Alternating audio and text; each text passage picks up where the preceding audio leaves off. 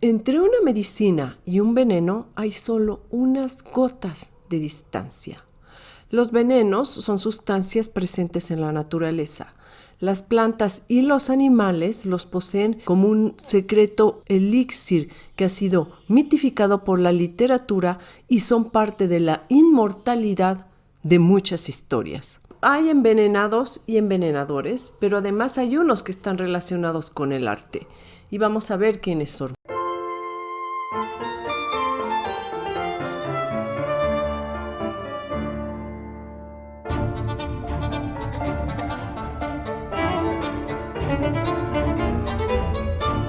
Por ejemplo, David inmortalizó el suicidio filosófico de Sócrates en esta pintura del neoclásico que definió no solamente ese periodo de la historia del arte, sino ese periodo del pensamiento humano. Aparece Sócrates rodeado de sus discípulos, lo consideraron peligroso todos sus contemporáneos y fue condenado a muerte por, dijeron ellos, envenenar la mente de los jóvenes con sus ideas y por ser ateísta. Cosas que todas eran mentiras, bebió la cicuta. El extracto de esta planta es muy similar a la nicotina, por eso hace daño fumar, porque la nicotina finalmente es un veneno. Y en dosis altas provoca colapso respiratorio y la muerte. El anciano que se puede ver que está ahí sentado junto de donde está Sócrates con la cabeza agachada es precisamente Platón, que siguió y recopiló todas las palabras del filósofo. Un joven le entrega la copa que deberá de beber, se la entrega con mucha tristeza, se tapa el rostro incluso, y Sócrates levanta el dedo índice, reafirmando sus ideas y reafirmando la decisión de lo que va a hacer y de su postura filosófica. Después de este suicidio, pues siguió la inmortalidad de toda su filosofía y nos damos cuenta hoy que leemos todo este pensamiento que pues no estaba envenenando la mente de nadie y que simplemente había que analizar, pero en su momento la filosofía también era un asunto político y eso fue lo que lo afectó. Otro envenenamiento muy célebre, pero muy célebre porque además determinó un periodo de la historia, fue cuando Agripina envenenó a Claudio, el padrastro de Nerón. Agripina fue la madre de Nerón. Ella lo que hizo fue que lo envenenó con hongos. Él como emperador obviamente tenía esclavos que probaban su comida justamente para evitar que fuese envenenado y que muriera además por voluntad de sus enemigos. Lo que hizo Agripina muy siniestramente fue que envenenó su propia comida y se acercó a Claudio y le dio de comer. Eso nos cuenta Robert Graves, que pueden leer sus historias que son fabulosas. Además tiene su maravilloso diccionario mitológico y bueno, y su biografía que es además muy, muy interesante. Pero Agripina envenena su propia comida, le da de comer de su plato y en la boca a Claudio y lo envenena. Eso hace que Nerón sea un joven emperador. ¿Y qué sucede con esto? Que sí, bueno, Nerón tiene una leyenda negra, etcétera, pero no todo fue así. Nerón fue el gran patrón del teatro. Gracias a él, las funciones de teatro son nocturnas, porque él fue el que decidió que el teatro debía ser un espectáculo nocturno. Antes de Nerón era un espectáculo que se hacía a la luz del día y dijo que para que existiera la magia y existieran los efectos dentro del teatro tenía que ser de noche. Entonces estipula que el teatro sea de noche y desde entonces hasta la fecha nosotros vamos de noche al teatro. Otra cosa que hizo, que fue el famosísimo incendio que dicen que estaba tocando la lira y que cantaba mientras eso sucedía, lo que había pasado es que había surgido la invención del concreto con las cenizas del volcán. Miren, aquí está la Ronris, muy linda. Entonces, lo que hizo Nerón fue que incendiaron la ciudad, pero lo hicieron porque era un montón de casuchas en medio del lodo y eran edificios de madera mal hechos que se caían. Y a partir de ese momento se empezó a construir con el concreto y se empezó a revolucionar la arquitectura y se construyó Roma con el esplendor arquitectónico que la conocemos. O sea, a partir de ese incendio, después existieron esas maravillosas cúpulas que estaban tratando de imitar en el Renacimiento y que lograron imitar. Quiere decir que ese fatal bocado fue fundamental para la historia de Roma, para la historia de la arquitectura y también del teatro. Cleopatra, bueno, además de ser una sofisticada, bella y una ultrafashionista, pues heredera directa además del gran Alejandro Magno, estaba muy aficionada a la química de los venenos. Más que una aficionada, la verdad fue una verdadera investigadora y tenía una obsesión con saber acerca de estas sustancias, y entonces en ese momento pues el comercio era de otra manera y todas estas personas tenían unas ganas de conocimiento muy grandes. Entonces ella mandaba expediciones y le llevaban sustancias de otros lugares, obviamente también perfumes y obviamente también cosas para la piel. Y ay, qué maravilla, la verdad, poder mandar hacia alguien que te consiga lo mejor del mundo. Y llevaban todo esto y ella tenía un equipo de científicos que lo clasificaban, lo ordenaban y lo estaban probando constantemente. No ellos, lo hacían en sus esclavos. Recordemos que Cleopatra tuvo sus ejércitos y que siempre estuvieron en guerra, por eso se relacionó con Marco Antonio y con Julio César.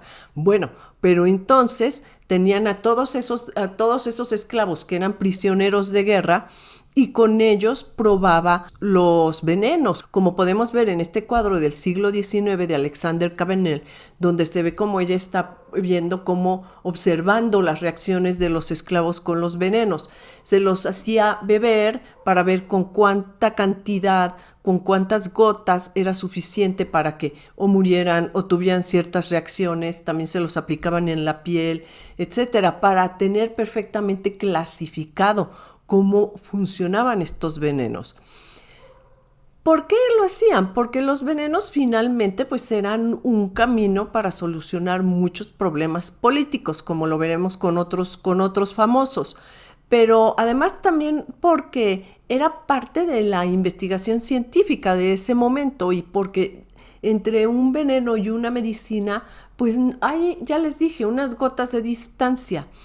Después, cuando estaba hasta acá de problemas con las guerras, todo parecía que estaba en su contra, ella misma se hizo morder por un áspid, que es una serpiente, una especie de cobra con un veneno muy, muy potente, y la enterraron en una tumba que ni siquiera estaba terminada de construir, que era, obviamente son estos enormes monumentos, y la enterraron, ¿saben qué? Con sus gatos. Miren, con estos gatitos egipcios, les traje a enseñar mi gatito egipcio, que es igualito a la Ronris.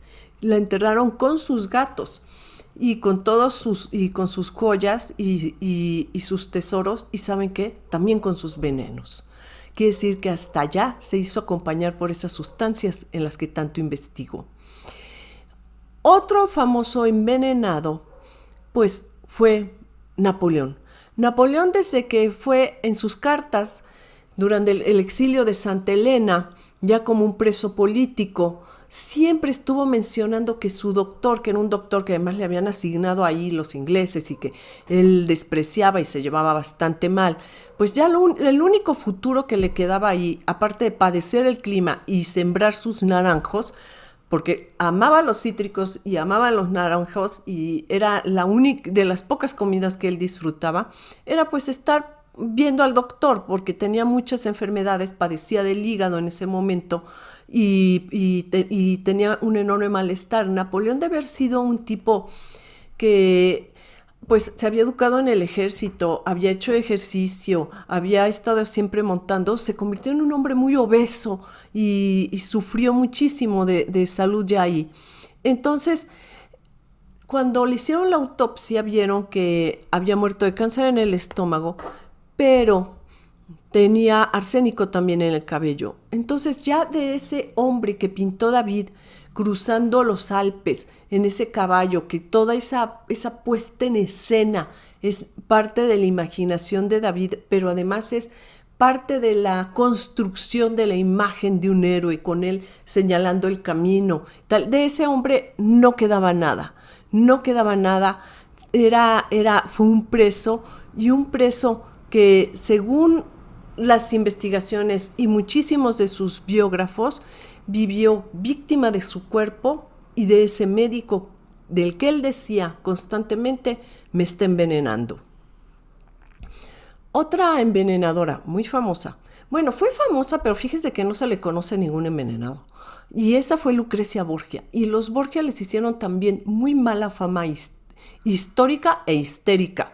Fue hija del Papa Alejandro, el Papa Alejandro Borgia, que además fue un gran impulsor del Renacimiento y un hombre muy, muy poderoso y muy políticamente muy bien dirigido. Por increíble que les parezca, el Papa Alejandro estaba en contra de la Santa Inquisición.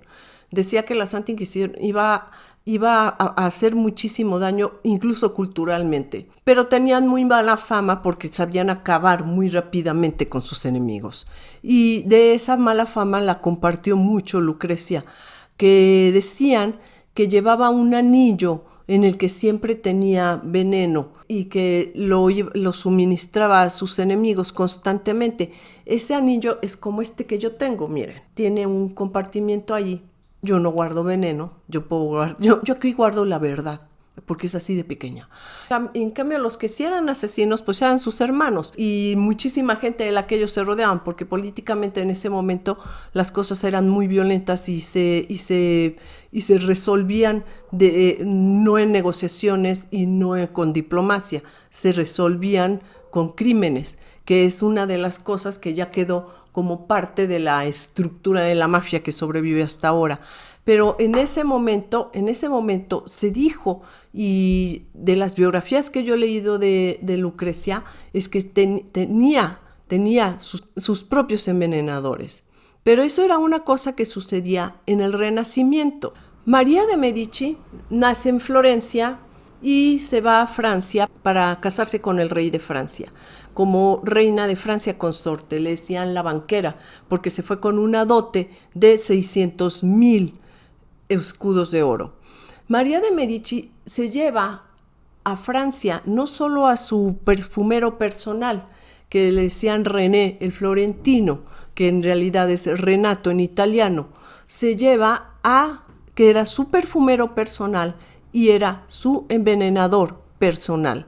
Se dice que María de Medici envenenó a Juana de Navarra con unos guantes perfumados que le entregó, y en el momento en que se los puso, murió de una muerte muy dolorosa. María llevó la política muy lejos, pero también llevó el arte muy lejos, o sea, las maravillosas obras de Rubens que ella le comisionó y los espléndidos retratos que Rubens le hizo, bueno, pues están ahí para constatar en qué se gastó su tremendísima dote. El perfumero René el Florentino venía nada más y nada menos que de la perfumería de Santa María Novella, que es una perfumería antiquísima en Florencia, data de 1200. Esta perfumería era cuidada por frailes dominicos que tenían junto del monasterio su huerto, donde sembraban todo para crear cremas, perfumes y obviamente también venenos. Estos dominicos, cuando ella se fue, le crearon su propia agua de colonia, su propio perfume, que se llama Agua de la Reina, que hasta la fecha, porque la perfumería sigue abierta, se sigue vendiendo en Florencia. Hannibal Lecter, que es obviamente mi primo hermano, Hannibal Lecter, compró en esa perfumería, ustedes lo pueden ver en la película o en el libro, que el libro es muchísimo mejor, los jabones de almendra que tanto le gustaban a Clarice, se los compra para regalárselos. ¿Y saben qué? Son estos jabones. Yo fui también ahí, porque pues si fue Hannibal Lecter, fui yo. Y estos son los jabones. Huelen a almendra. Dicen que el arsénico sabe a almendra. No lo sé, no lo quiero saber. Y compró ahí estos jabones. Este convento y esta perfumería que sigue existiendo y que lo que más vende después de la película y tal, obviamente, son los jabones de almendra y el agua de la reina de Francia, que fue María de Medici. Después, obviamente, hasta la fecha, pues ya no hacen venenos, ya lo único que hacen son perfumes. Pero entre las sustancias que puede producir una flor y que puede producir una planta y que pueden producir aromas muy bellos y que pueden ser así un placer enorme, pues también entre esas sustancias se encuentran sustancias fatales. Las tragedias de Shakespeare, la mayoría están perfumadas con venenos. Las historias del romanticismo, la ciencia que ha investigado tanto con esto y la ficción que lo ha llevado más lejos, y son las emociones, los ímpetus del poder, los que dentro de esa ficción han usado más todas estas sustancias fatales y que forman ya parte de la leyenda. Y tengo la certeza que el peor veneno siempre va a ser la mentira o la calumnia, que vienen de aquellos espíritus que no saben controlarse, de esas personas que no miden las consecuencias, porque finalmente lo demás no deja de ser una sustancia fatal. Pero una mentira o una calumnia, como lo vemos en el cuadro de Botticelli, es de verdad algo que sí destruye el alma, algo que sí destruye una vida.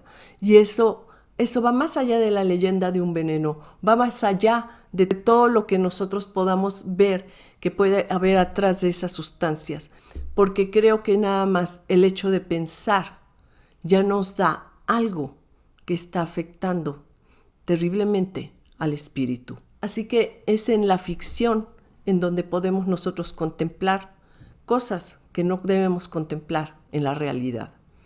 Si este video te gustó, da un like, suscríbete, compártelo, pon tus notificaciones y nos vemos aquí para seguir analizando el arte. Hasta pronto.